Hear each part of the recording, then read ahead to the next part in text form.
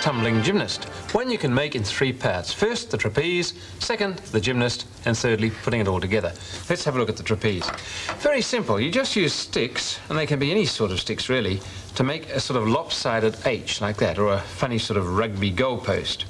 I've used thin sticks here. You can use thicker, you can use doweling if you like, but it really doesn't matter too much as long as they're nice and straight and you can get a nail to go through them. Well, let's see how we put them all together. I'll go to slightly thicker sticks. They're about, I suppose, twice the length of your hand, around about there. Now you have to separate them, as you saw, with a transverse stick a bit shorter, like that, and I've already drilled these so I can nail them together without splitting the wood. So let's see if we can put them together.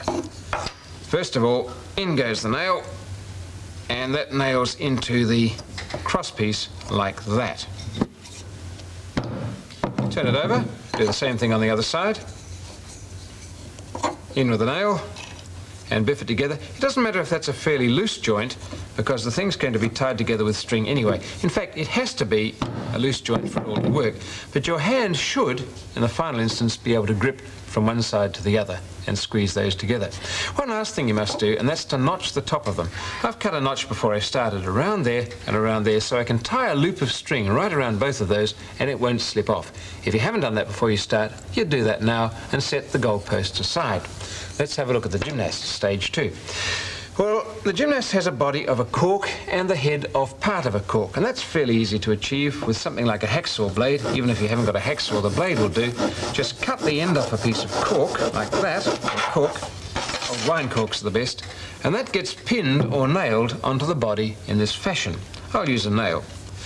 Now, if you just pin it, there's a danger that the head will slide down the pin or the nail onto the body. It'll look a bit strange, so to prevent that, you give it a neck. Let's just rest that there so we don't lose it. The neck, I think, is most easily made by cutting a section of straw. There we are, that ought to be about the right length. And you take the nail or pin, put it through the straw, and then push it into the body, and the straw will keep those at a decent interval. If you have to, biff them too. There we are, head, neck and body. Now all we need are the arms and the legs, and we go to cardboard for that. This is thin cardboard. In fact, it's a manila folder, and I've folded it over so when I cut it, I cut 2 shapes exactly the same. So here come the legs, which roughly cut to about the right sort of size will be, I guess, something like that. Fairly chunky legs. He's going to be a muscular gymnast. There we are. The legs don't matter too much, but they should be about the right sort of proportion for the body. We'll put them to one side. We've got 2 the same. Now the arms are a bit more crucial because we start with a muscular part above the elbow there, then between the elbow and the wrist down there, and the hand has to be wide enough to allow you to knock 2 nail holes side by side. So if we cut down from here, do the same sort of thing, there are the gymnast's arms, and you notice that those hands are really pretty wide indeed. Here we go, throw the rest of the cardboard away. And we do have, once again, 2 arms of exactly the same shape there. Before we separate them, put them down, and using a last nail, biff 2 holes side by side that string can go through. Here we go, 1 there, wiggle it round a bit, and 1 there. And now we can assemble the gymnast. Right, well, let's start with the legs. I'll work on this side. Hold 1 leg there, and with a pin, you can use a nail, but a pin is better, drive it through the cardboard and into the body and wiggle it around a bit so that the cardboard really does move freely. It won't take much wiggling, but the hole should be a bit bigger than the pin. And if you have trouble driving it in with your fist or your finger, which is possible, you can press it in either with something hard like a hammer, or if you want to avoid bending the pin, you can use tweezers or pliers and drive it in like that. And make sure it doesn't come out the other side, especially into your finger.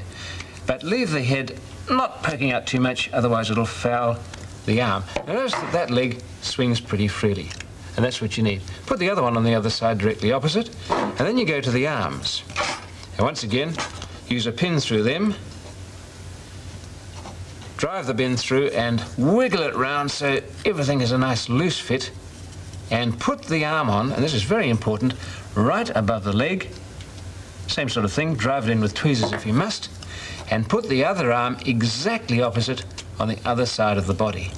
And at that point, you can colour the little man or woman in with faces, clothes, whatever you like, and it'll look like this. Well, there we are, all loosely made and colourfully coloured in. And with one important addition, a loop of string. Notice that it goes through the front holes of the hands, around, through the back holes of the hand, and is tied there to make a complete loop, and it's just the right size to fit onto the notched ends of the trapeze that you made to receive it. Now, the way you put it on, stage 3, is most important. You have to hold the trapeze upside down, the long legs pointing downwards, and you hold the acrobat the right way up. That way you can put one loop over that notch there and the other loop over this notch here, and of course you can adjust the knot at this stage if you have to so it stays on there. And that means that when you turn the trapeze up the right way, the string gets a twist in it, which you can see just beside the acrobat's hands there.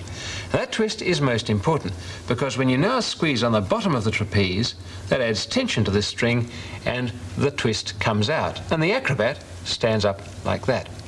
So by very careful squeezing and relaxing, you can make it stand up or flip over or somersault or do all sorts of amazing things, and those loosely jointed limbs will kick about. You can make an acrobat to do almost anything like this.